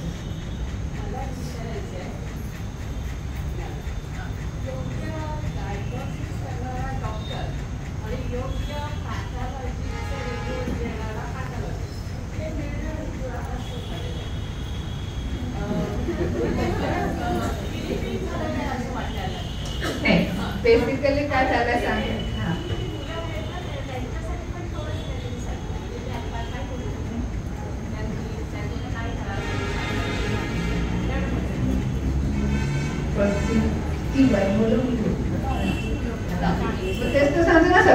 Vaccine घ्या म्हणून. सगळ्यांनी जाऊन सर्वायकल व्हॅक्सिन पहिल्यांदा घ्यायचं. नाही, तुमचा प्रश्न बरोबर आहे, डायग्नोसिस आणि हे, पण त्याच्यामध्ये ना खूप म्हणजे I will not be able to tell you exactly, पण त्याच्यामध्ये खूप एक तर आता आली गुगल आणि हे सगळे प्रकार खूप वाढले. दुसरं म्हणजे मेडिकल लिगल खूप झालं, त्यामुळे प्रत्येक जण आपला म्हणजे माझ्यावर काही उलटू नये हा प्रयत्न करतो, म्हणजे डॉक्टर्स पण, पॅथॉलॉजिस्ट पण आणि हे पण. सो त्यामुळे इन्व्हेस्टिगेशन्स वाढायला लागले. कारण प्रत्येक जण, आता मी जर समजा तुम्ही काहीतरी ब्लड रिपोर्ट आहे त्यात काहीतरी लिहिलं आणि ते जर डॉक्टरनी बघितलं नाही किंवा ते काहीतरी चुकीचं असलं किंवा काय म्हणजे सांगितलं गेलं नाही, त्यामध्ये उलट होतं ना की ते कधी कधी तिथे आता म्हणजे तुम्ही बघते रिपोर्ट ना काही काही वेळा तिथे लो आणि हाय वगैरे असं लिहिलेलं असतं, पण दॅट डझंट मीन की आम्हाला ट्रीटमेंट करायलाच पाहिजे. नाही तर फॉर एक्झाम्पल झालं, आता पेशंट आली, रक्त तपासलं, तिचं हिमोग्लोबिन 10 आहे, पण ते जेव्हा तुम्हाला रिपोर्ट येतो पॅथॉलॉजिस्टचा तर तिथे येतं 10 आणि मग त्याच्या पुढे एल लिहिलेलं असतं, लो आहे, कारण रेंज इज 11 to 12 to 14 वगैरे. पण असं जर बघितलं तर आपल्याकडच्या 99% बायका किंवा इव्हन सगळे जनरल पॉप्युलेशन 99 पण नाही, पण म्हणजे 50 to 50% they are below that range. So त्यामुळे लगेच मी म्हणतो, तर तुम्ही म्हणा इथे तर लो लिहिलंय, मला काहीच का नाही दिलं, पण मी म्हणेन की 10 तुमच्यासाठी ठीक आहे, कारण दॅट इज एन ॲव्हरेज. म्हणजे जे आम्ही आता 100 पेशंट बघितले तर सगळ्यांच्या मध्ये average is 10-11 is okay. So मग प्रत्येक जण आपल्याला प्रोटेक्ट करावं, नाही ठीक आहे 10 लो आहे ना, हे घेऊन टाक. So this is the way it's happening. आणि मेडिकल लिगल खूप झालंय ना आता, थोडंसं काही झालं की क्वेश्चन इज व्हेरी ट्रिकी आहे. मी आता डॉक्टर काही बोलणं, पण म्हणजे दिस इज द थिंग्स. कारण एनिवे मी आता रिटायरमेंट एजमध्ये जाऊन मला मी आता थोडंसं माझी प्रॅक्टिस बंद करणार, पण म्हणजे नाही, because I have seen that type of patient जे 88 मध्ये यायचे आणि आता जे 92 मध्ये येतात. एकतर पहिले पेशंट येतात आणि मला दुसरं तुम्हाला सांगायचं की गुगल करू नका, प्लीज गुगल करू नका. म्हणजे कारण काय सांगते तुम्हाला, म्हणजे गुगल करू नका म्हणजे काही वाईट आहे त्याला, चुकीचं असं नाही, पण गुगलमध्ये काय जनरल ओव्हरऑल दिलेलं असतं. आता तुम्ही सांगितलं मला फिवर आहे, गुगलवर टाकलं तर तो इतकी लांबडी लगेच लागेल, पण ती सगळी ओव्हरऑल आहे. दॅट डझंट मीन की तुम्हाला, आणि त्याच्यामध्ये त्यांनी ल्युकेमिया पण टाकलेला असतं, सो दॅट डझंट मीन की तुम्हाला कॅन्सर आहे, ब्लड कॅन्सर आहे, पण तो आपली सगळी लिस्ट टाकतो ना गुगलवर. तर गुगल करू नका. म्हणजे गुगल, चॅट जीपीटी, म्हणजे मी तर माझ्याकडे म्हणते की गुगल करायचं असेल तर तुम्ही गुगलला विचारा, गुगलला जाऊ शकता.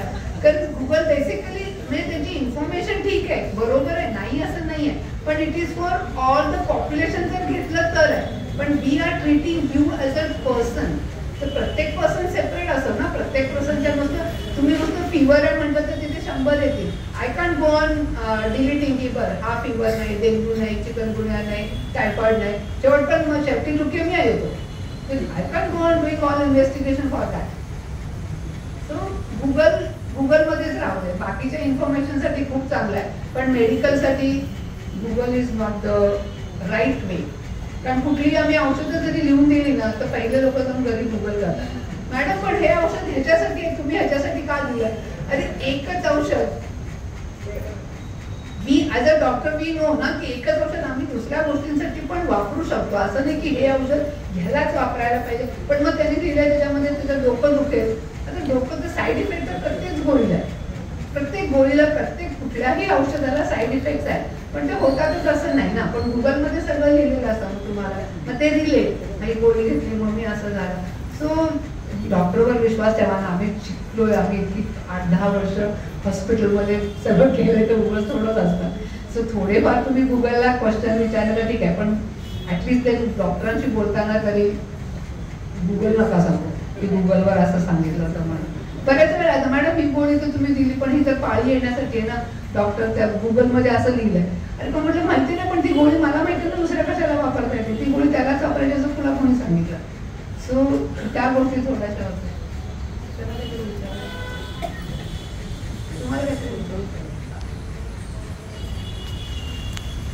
कठीण आहे प्रश्न जरा माझ्या दृष्टीने. साखरेपेक्षा गुळ बरा. तुम्ही काय सांगाल?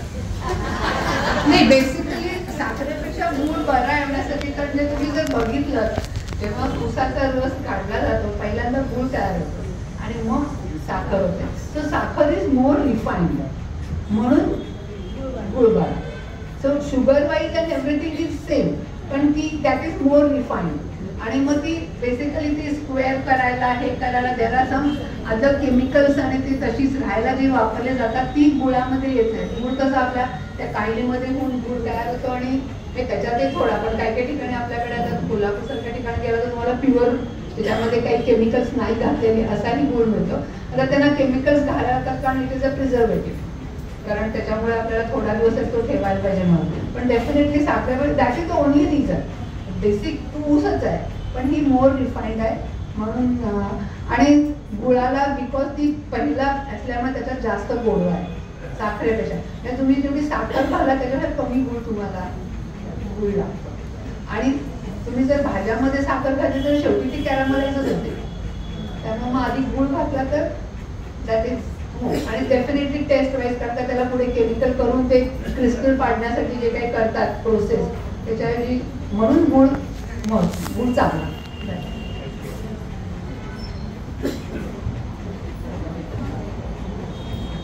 I think so.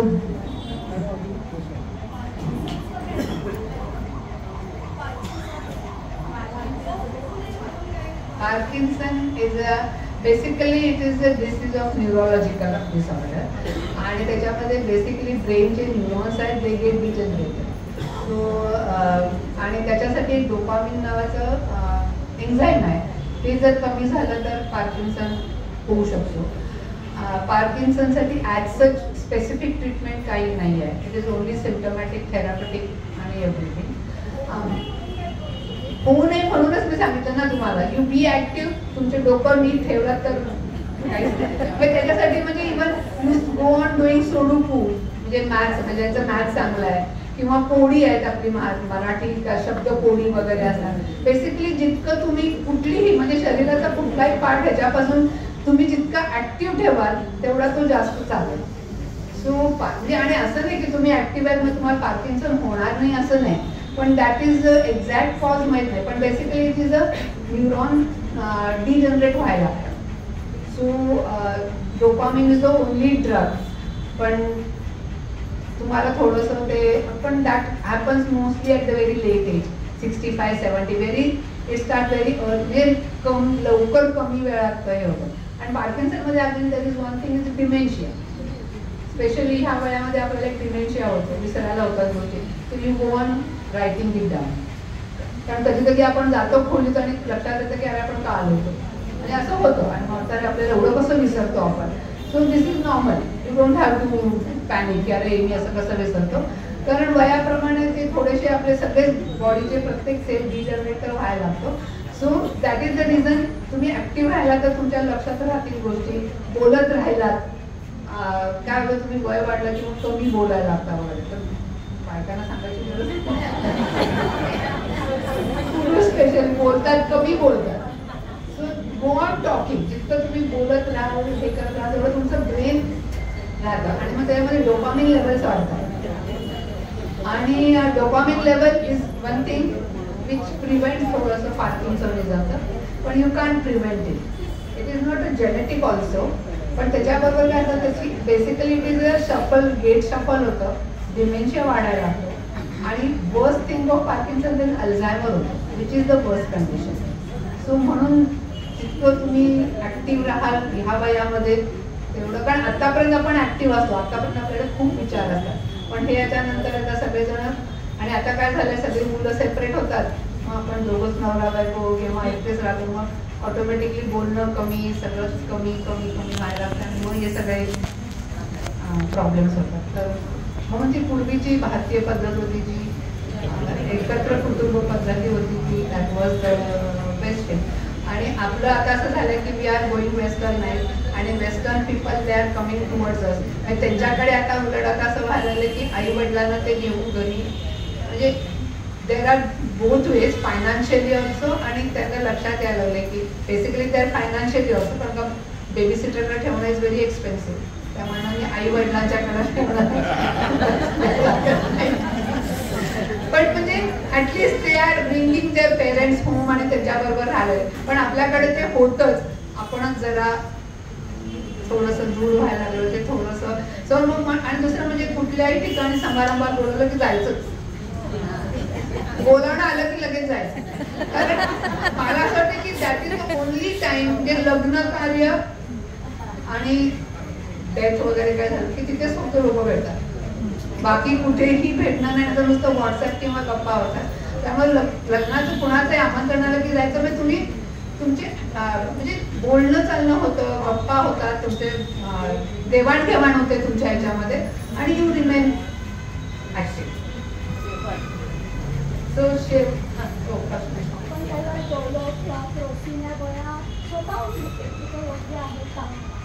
घ्यायला हरकत नाही. बेसिकली डोलो किंवा Crocin it is only basic which is very safe drug.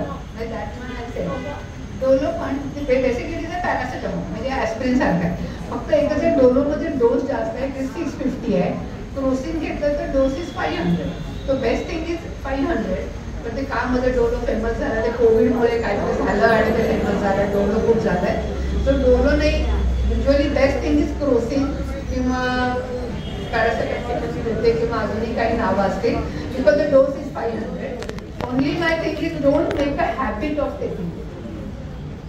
दुखलं खा गोळी, दुखलं खा गोळी, and there are side effects because these are all painkillers. If you go on taking chronically म्हणजे महिने किंवा वर्ष it affects your kidneys आणि मग renal failure kidney मध्ये जातात. सो एखाद्या वेळेला महिन्यात एक दोनदा वगैरे तर पाय दुखतात कुठे डॉक्टरकडे जायचं ठीक आहे, it is very safe even for that combi plan safe आहे. पण म्हणजे तेवढीच रोज तुम्हाला असं रोजच मला गोळी घ्यायला लागते तर नाही. पण काढणं म्हणजे प्रत्येक वेळेला तुम्हाला डॉक्टरकडे जायलाच पाहिजे असं नाही. पण there are some drugs which are safe like a Combiflam is also safe. पण बरेच जण रॅन्टॅक आणि ह्या सगळ्या गोष्टी अशा एकदम बिंदासपणे जाऊन घेत असतात.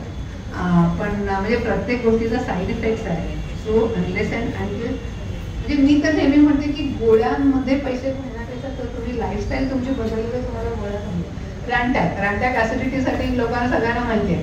आज काय मी जरा इकडे तिकडे स्पायसी खाल्लं घे रॅन्टॅक, पण एखाद दुसरी घेणं झालं. पण त्याच्याऐवजी जर तुम्ही ते स्पायसी फूड जेव्हा तुम्ही खाता त्याच्याबरोबर जर तुम्ही दही फळं हे खाल्लं तर तुमची ऍसिडिटी आपोआप न्यूट्रिशन होते.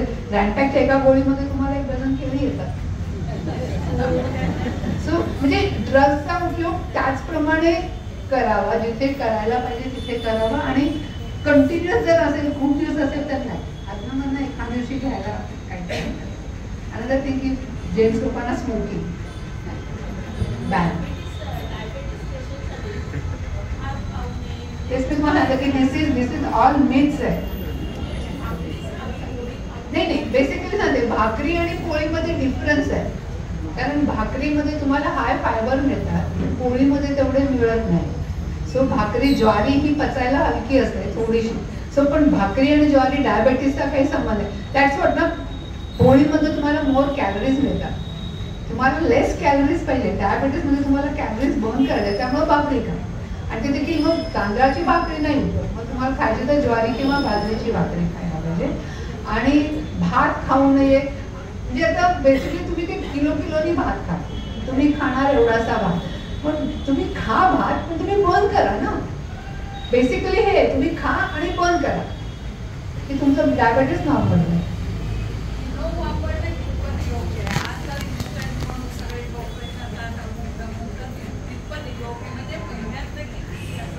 महिन्यातलं किती नाही, रोजच नाही खायचं. ढोकळा रोज नाही खायचा. नाही आपल्याकडे बघा हे इनो हे इन्स्टंट साठी आलं. पण आता आपण कसं इडलीचं पीठ भिजवून ठेवतो किंवा पूर्वी ढोकळा करताना थोडंच इनो वापरायचे. पण there are some other methods also ना. इनो वाईट आहे नाही, पण दुसरी गोष्ट असते ना, तुम्ही एवढ्या ढोकळ्यामध्ये एवढासाच इनो घालता. So that is okay. पण रोज बेसिकली कुठलीही गोष्ट हे केमिकल्स रोज खाणं चांगलं नाही.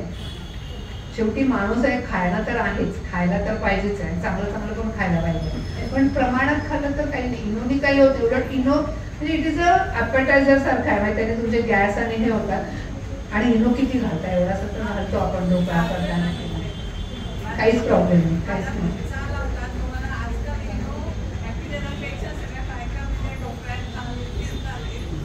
कारण आपल्याला सगळं इन्स्टंट लागतं ना.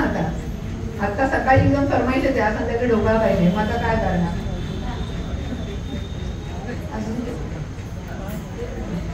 रक्त पातळवण्यासाठी डिस्प्रिन घ्या, हे रोज घ्या असं सांगितलं जातं, कितपत बरोबर आहे? डिस्प्रिन घ्यायला लागते, पण ती अनलेस डॉक्टरच्या ऍडवाइस शिवाय, unless you have some high risk for that, तरच डिस्प्रिन. म्हणजे उद्या मी जर म्हटलं मी रोज डिस्प्रिन घेईन तर नाही. पण तुम्हाला जर काही अंजायनल अटॅक येऊन गेलाय, तर तुमचं ब्लड प्रेशर जास्त आहे, किंवा you have some history, stroke होतो कधी कधी कुणाला, असं काही असेल तर डॉक्टर तुम्हाला डिस्प्रिन चालू करतात. पण मग एकदा तुम्ही डिस्प्रिन चालू केली की ती तुम्हाला घ्यायचीच असते, कारण त्याच्यामुळे तुमचं that is for your disease. जो काही तुम्हाला प्रिव्हेंटिव्ह आहे ते, म्हणजे स्ट्रोक होत नाही, मग अंजायनल अटॅक्स कमी येतात, त्याच्यासाठी डिस्प्रिन आहे. पण ती डॉक्टरांच्या सल्ल्यानुसार. आणि only thing I can say Disprin घ्यायची म्हणजे इफ यू आर फ्लाईंग, तुम्हाला जर अमेरिकेला जायचं वगैरे, म्हणजे तुम्हाला बसायचं आहे बऱ्याच वेळ, तर तिथे तुम्ही डिस्प्रिन प्रोफिलॅक्टिकली घेऊन, तिथे ह्या वयामध्ये बघा तुम्ही खूप वेळ बसलात ना तर तुमचे थ्रॉम्बोसिस होतात, आणि ते थ्रॉम्बोस जर गेला तर यू हॅव अ ब्रेनमध्ये थ्रॉम्बोस, हार्टमध्ये थ्रॉम्बोस कुठे जातो. That is the only time you can have a Disprin without, may कधी ते डॉक्टर पण प्रिस्क्राईब करतात, पण that is the only time you can have a Disprin long फ्लाईट्सला तुम्हाला जायचं असेल तर. सो कारण का तुम्ही बसून असता 8-8 तास, तुम्हाला त्या विमानाच्या खुर्चीमध्ये हलता येत नाही. So that is the only time. पण otherwise Disprin is only by medical advice, आपल्या आपली नाही घ्यायची.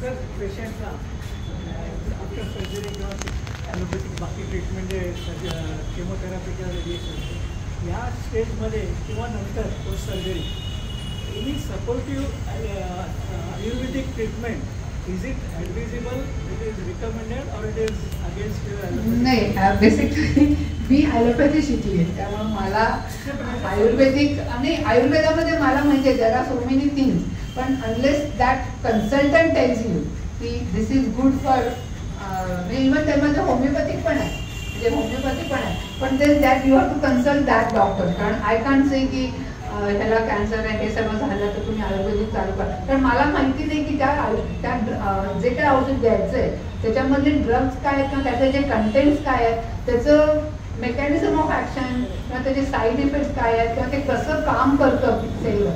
आता म्हणजे ॲस्पिरिन मला माहिती आहे की कसं काम करतं, डिस्प्रिन मला माहिती आहे की कसं काम करतं, पण आयुर्वेदामधले की औषधं की हे मी सांगू शकत नाही. त्यामुळे जर त्या कन्सल्टंटनी सांगितलं, आयुर्वेदाचार्य जे आहे, देर आर सो मेनी आयुर्वेदात, होमिओपॅथिक पण डॉक्टर आहे, पण त्याचं म्हणतं की क्रॉनिक कंडिशन्सला आयुर्वेद आणि homeopathy it is better than allopathy असेल. पण ॲज अ ॲलोपॅथिक नाही, सपोर्टिव्ह असेल, होलिस्टिक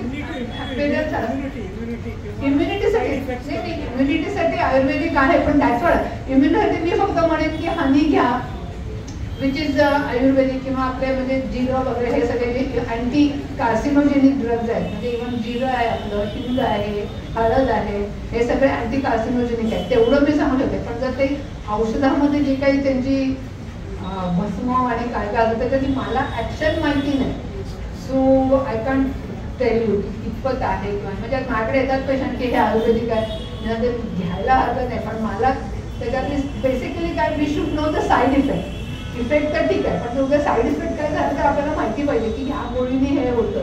तर that is true, review the side. म्हणून त्या कन्सल्टंटला जर सांगितलं तर माय ना, कारण शेवटी आपल्याला कुठूनही आपली हेल्थ इज मोस्ट इम्पॉर्टंट. तुम्ही ॲलोपॅथिक करा, आयुर्वेदिक करा, किंवा काही करा, पण आपल्याकडे काय झालं, आयुर्वेदामध्ये अजून जितकं ॲलोपॅथीमध्ये रिसर्च आहे तेवढा ॲलोपॅथीमध्ये रिसर्च नाही. म्हणजे they are very good ingredients, I also know there are very good ingredients, पण त्यांचं जे रिसर्च आहे की ह्यांनी हे होतं किंवा त्यांनी, जसं आता मी म्हटलं तर मला साईड इफेक्ट्स माहिती आहे. आता समजा मी फ्लॅजिल कोणाला तरी दिलं मॅटोरेडाजोल, मला माहिती आहे की त्यांनी उलटी होते, सो आय नो की त्यांनी उलटी होते. तसं मी कुठली तरी आयुर्वेदिक गोळी दिली आणि त्यांनी काय झालं, आय डोंट नो की त्याच्यामुळे होतं का नाही. So I am not able to. आपलं ज्ञान आहे आपल्या संस्कृतीतलं, नाही, त्याला प्रोत्साहन द्यायला पाहिजे. आय फुल्ली ॲग्री, पण त्याच्यासाठी तुम्हाला त्याच्यातच अभ्यास असायला पाहिजे ना.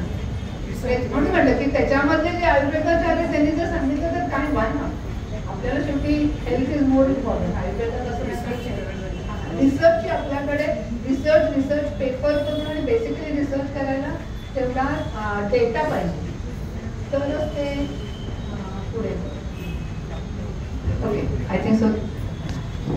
डॉक्टर्स जे लिहून देत आहेत औषधं त्याच्याऐवजी जे जेनेटिक ह्याच्यामध्ये मिळतं त्यावर संशय घेतला जातो की ह्यानी होईल का नाही, तर ते कितपत त्याचे कमी ह्याच्यात मिळतात आपल्याला.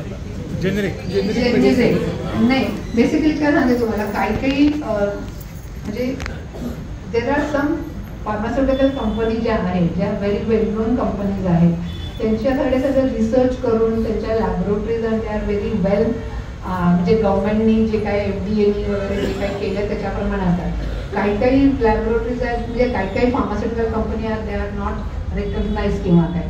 सो त्यांच्याकडनं गोळ्या घेतल्या तर त्याच्यामध्ये किती प्युरिटी आहे त्याचा प्रॉब्लेम आहे. म्हणून बेसिकली जे डॉक्टरनी जे नाव लिहून दिलेलं असतं तेच घेणं जास्त, कारण त्यांना मला माहिती आहे की हे ड्रग, म्हणजे मी एक जर नाव लिहून दिलं तर बऱ्याच वेळेला काय होतं, म्हणजे केमिस्ट काय करतात, त्यांना त्यांच्या प्रॉफिटमुळे ते त्यांना जो काही कट असतो त्याच्यामुळे ते म्हणत नाही हेच ड्रग आहे ह्याच्यात, बेसिक ड्रग तोच आहे, पण त्या बेसिक ड्रगची प्युरिटी किती आहे त्याच्यामुळे किती फरक पडणार आहे हे नाही माहिती. दुकानात सांगितलं जातं नाही त्यावेळेला नाही, that's what I am saying. Ingredient same आहे, प्रश्नच नाही आहे. आता सिफ्रान असेल, सिफ्रान आहे त्याचे सिप्रोफ्लॉक्सासिन, त्याच्यामध्ये दुसऱ्या नावाचं पण आहे त्याच्यामध्ये पण सिप्रोफ्लॉक्सासिनच आहे, 500 आहे, पण ते बनवताना त्याच्यामध्ये इम्प्युरिटी किंवा काय, because that company may not be well, म्हणजे FDA अप्रूव्ड वगैरे असायला लागतात, त्यांचे रिसर्च त्यांच्याकडे गेल्याशिवाय ते अप्रूव्ह करत नाही. सो काही छोट्या कंपनीज आहेत त्या, मग त्यांचे दर कमी असतात ना त्या, म्हणजे आय एम नॉट सेइंग की तुम्ही एक्सपेन्सिव्ह ड्रग घ्या असं नाही मला म्हणायचंय, पण जे डॉक्टर लिहून देतात त्या कंपनीचं, म्हणजे असं नाही की डॉक्टर पण काय मला त्याच्यातनं काही फायदा मिळतो याच्यातनं नाही. डॉक्टर आपल्याला जो पेशंटला जो फायदा होईल तोच, म्हणजे पेशंटला त्या गोळीने फायदा व्हायला पाहिजे ना. पण केमिस्ट लोक कधी कधी दे गिव्ह समथिंग डिफरंट, कारण त्यांना त्याच्यातून थोडासा फायदा असतो. सो वी आर सच की मी म्हणतो की नाही आम्हाला ह्याच कंपनी, त्याला एक ग्लॅक्सो आहे, अबॅट आहे, किंवा बऱ्याच अशा मेयर आहे, त्या खूप मोठ्या कंपनीज आहेत की त्यांचे रिसर्च वर्क ते आम्हाला त्यांनी दाखवलेले आहे. ते आमच्याकडे जेव्हा येतात तेव्हा आमच्याकडे त्यांचा डेटा असतो की ह्या ड्रग्समध्ये हे असं आहे आणि अशी आमची लॅबोरेटरीमधनं FDA अप्रूव्ह आहे किंवा अजून काय त्यांच्यावर अप्रूव्ह आहे. सो देन दॅट इम्प्युरिटी नसेल ना त्याच्यामध्ये. बराच फरक आहे. उदाहरणार्थ विटॅमिन D वगैरे, D3 वगैरे. नाही, विटॅमिन्स मध्ये I don't think so you can go ahead with it, कारण दीज आर ऑल सप्लिमेंट्स. पण जर अँटीबायोटिक जर घ्यायची असली तुम्हाला किंवा अजून काही असेल तर मध्ये मी आपली विटॅमिन्स आणि ह्याच्यामध्ये काहीच नाही, कारण ते सगळे शेवटी विटॅमिन्स म्हणजे त्याच्यामध्ये इतकी इम्प्युरिटी असायचा काही फरक पडत नाही. पण जर तुम्हाला काही स्पेसिफिक ड्रग्ज असतील तर मग त्याच्यामध्ये फरक पडतो, खूप फरक पडतो. आय थिंक सो खूप झालं.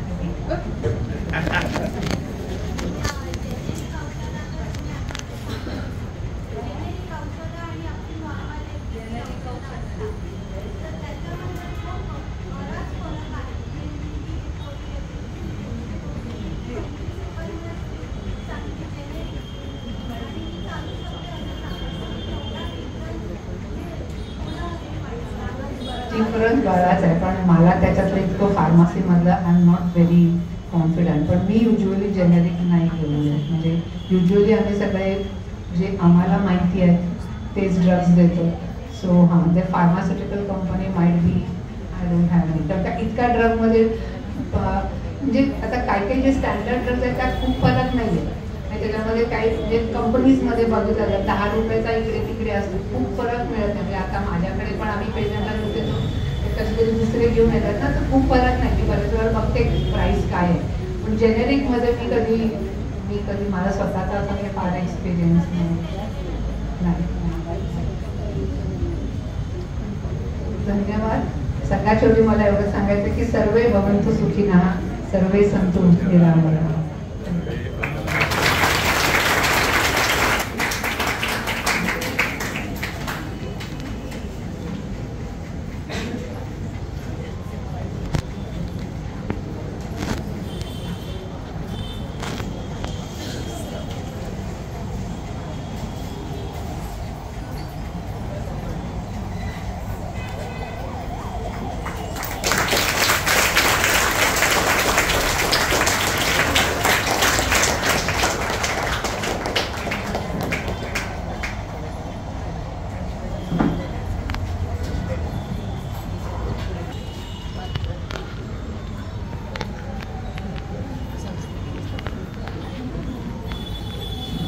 आता मी उज्ज्वलाताईंना विनंती करते की त्यांनी निमंत्रितांचा सत्कार करावा. ज्येष्ठ नागरिक मंडळाच्या